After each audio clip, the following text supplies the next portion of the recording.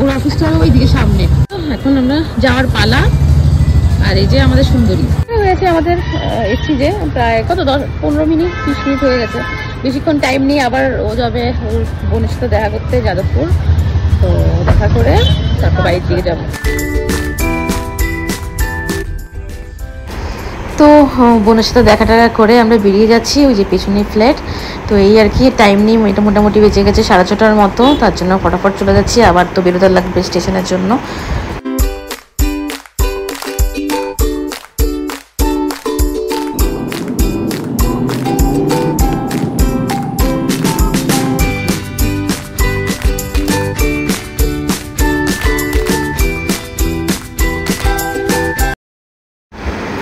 তো আমরা এসে পড়েছি হাওড়া স্টেশনে।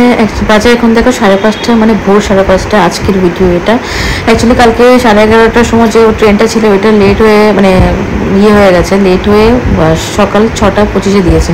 তার জন্য আজকে ভোরে আমরা 4:30টার সময় উঠেছি, আর উঠে 5:30টার সময় পৌঁছালাম। এখন ট্রেন অলরেডি অনেক আগে এসে পড়েছিল, দাঁড়িয়েছিল, পরিষ্কার হয়ে গেছিলো। এখন আমরা উঠছি ভেতরে।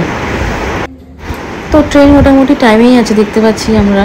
তো আর আমাদের হাতে মোটামুটি 20 মিনিট আছে, 20 মিনিটের মধ্যে ট্রেনটা ছেড়ে দেবে।